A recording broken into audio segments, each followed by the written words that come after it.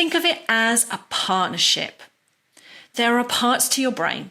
There are parts to your personality. There are parts to your identity. This is a partnership where the parts work together. And the more cohesion, the more lubrication of love and respect and joy and freedom and permission you can give those internal parts, the more understanding, the more listening you can do to the parts of yourself, the more that will, free up the workings of your inner world to be loose and to function together. And so your intuition has a place amongst the other parts of your mind. Create a track record. Now, this can be for you a journal like mine. Just get a book. You don't have to do it every day. You lighten up. Anytime you get to do it is an amazing opportunity to spend those moments, even if it's once a month. Create a track record. But see it as something that you will go back to and look at. So you get this sense of how you're moving through life and what's developing in you. Or, do it on your phone. I have an app called Evernote that I use. There's other great ones out there. And then record and reflect. I've talked about that. So take a moment to look back on your past entries and bring your pen and start then to annotate over the top. It may be, sometimes I've actually then written whole other entries, stuck them in or, written them over the top, where I'm recording how I now come to see that bit of insight, that moment of, agony I was pouring out. And I'm building up this really involved sense of my own internal world, the internal landscape of my life. Set up safe experiments. So I would really encourage you, don't make the first thing you do about whether or not you should relocate. No. Start small.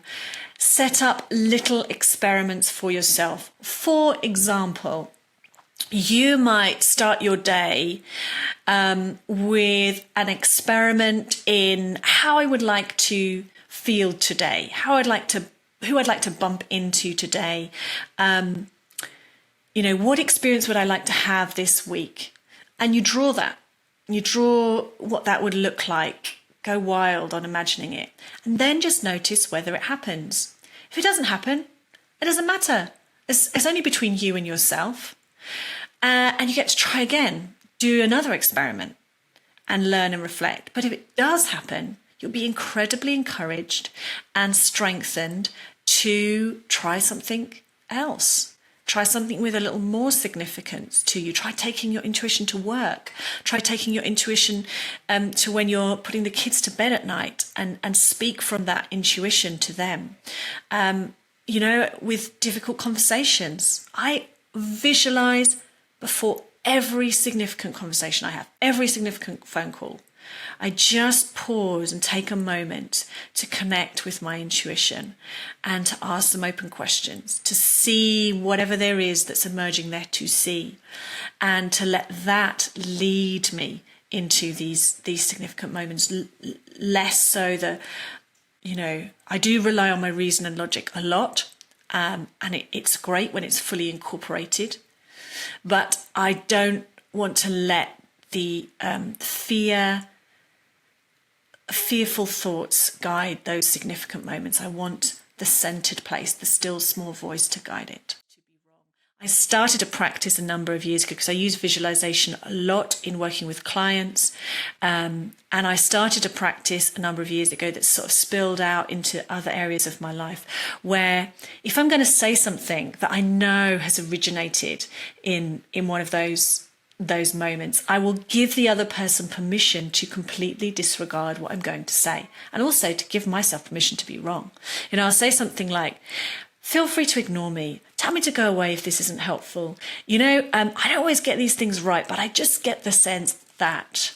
And that little statement, just everybody just relaxes, because they know that I'm not too uptight about this, and I know I'm wrong. I'm prepared to be wrong. I'm prepared to take a risk, and it just makes it okay for everyone to say, Nope, that's not really resonating. Or, yeah, don't really find that helpful. Oh, that's fine. No worries. That's okay. Getting feedback, that's scary. Always find somebody you trust. I always have a coach in my life, at least one, sometimes 3 or 4, who I am deliberately asking for feedback from. Take risks and encourage yourself. This is becoming self-evident. And be around others.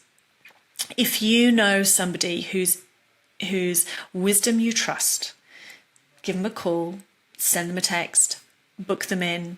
Let them know you want to spend time with them. Ask, and it will be given to you. Seek, and you will find. Be around people who do you good.